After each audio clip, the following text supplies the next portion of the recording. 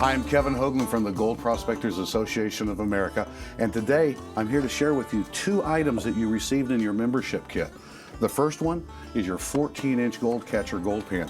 This pan was developed by our founder, George Buzzard Massey, and one of the things I like about this pan is this extremely large bottom and the highly cut riffles. Makes it very easy to work your material, great for recovering your gold. You also received a snuffer bottle. Now, the snuffer bottle is the vacuum cleaner of the mining industry. This is something that you'll use to remove all the small particles of gold out of your pan. Now, before we use any of this equipment, we've got to season it. We've got to get it to where it's going to work properly. So let's take a look at doing that now.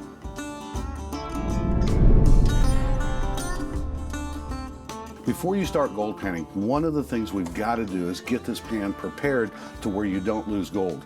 Now, anything that has been injected molded is going to have a releasing agent on it, and that releasing agent is basically an oil. And what it does is it causes this beading.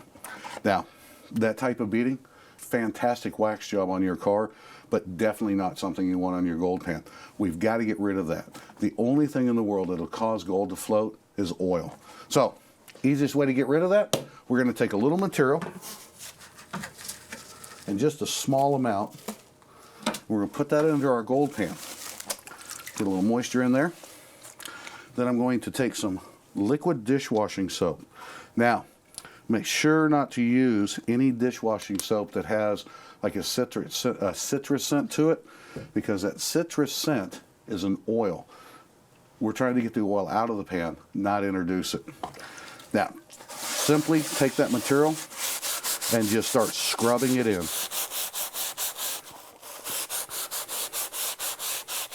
You want to cover all areas of the pan. Anywhere that you think that you're going to have gold, you need to scrub it up and get that releasing agent off of it. And it takes a while. It takes a little bit of time.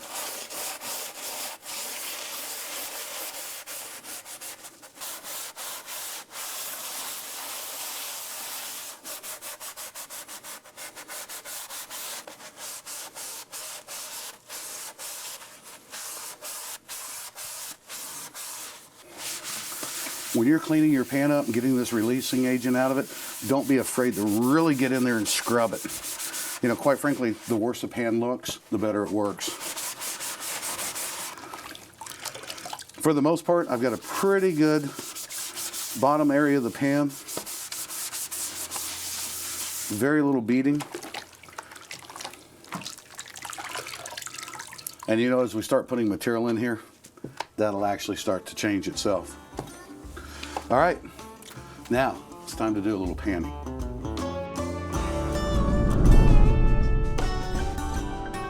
One of the things to remember when you're gold panning is never put more material into your pan than you can handle with one hand. Now, once you get your material into it and you feel the weight and you think it's enough, cut it by about 1/3. Because remember, we're going to take this material and we're going to put it underwater, and you're going to get that water weight. No more than what you can handle with one hand. Dip your pan into the water and get a nice swirling action. Now, what we're doing at this point is we're stratifying this material. Gold is 19 times heavier than water, than the same volume of water. So if you think about it, a gallon of water weighs about 8 pounds. If I had a gallon jug full of gold, it would weigh 19 times more than that. Do the math. That's a lot of gold. Stratify that material. Now, with gold being that heavy, what happens is that the gold will immediately sink to the bottom. The next layer will be your black sands, and then the lighter weight material will be on top of that. So, give it an opportunity to work itself down. Always keep your material underwater. Give it the opportunity to stratify. Now, you have a riffle system on the front of the pan, and that is where you're going to work in the material. Your thumb will always go to the back. Keep those riffles in front of you. That's what catches your gold.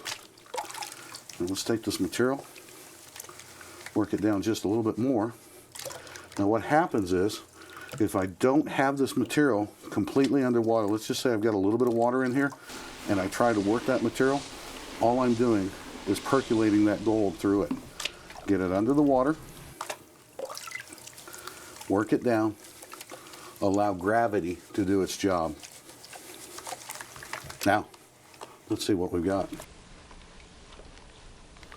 Now I'm going to work this material down, get rid of a lot of that lightweight material by just a forward and back motion.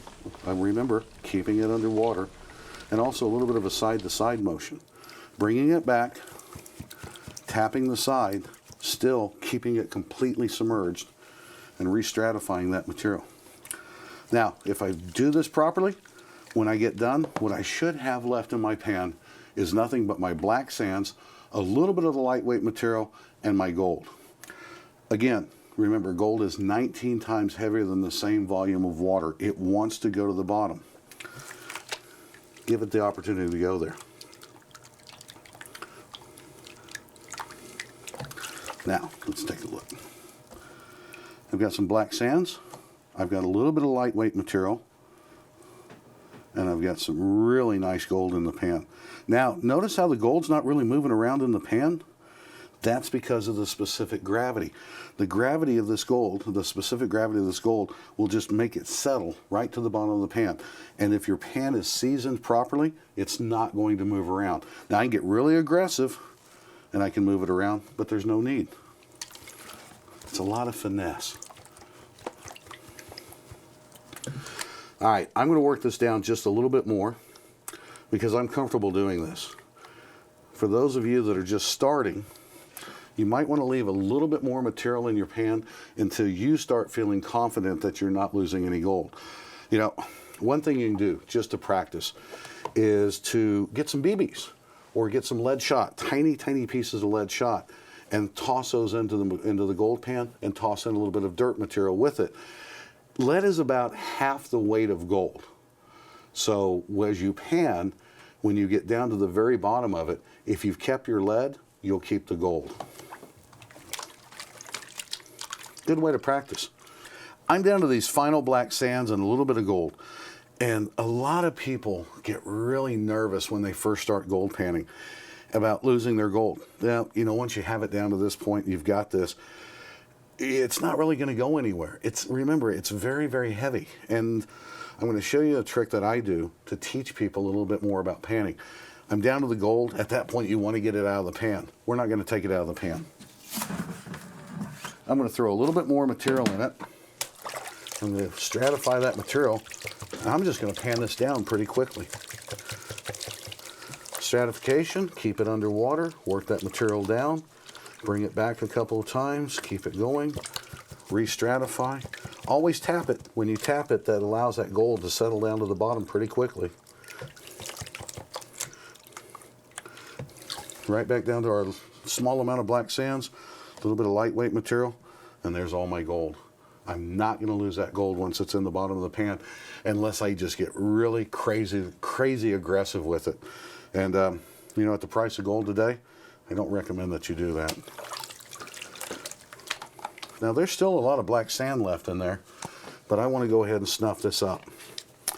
Now, the snuffer bottle, again, is the vacuum of the vacuum cleaner for the gold prospector. When you put your snuffer bottle together, make sure that your tube does not go more than about halfway down that bottle. If you were to push that tube to where it was all the way at the bottom, as you start to fill this up, you'll actually blow your gold right back out the tube. So fill it, put about half full of water, squeeze it, get rid of that material, or get rid of the water that's in it.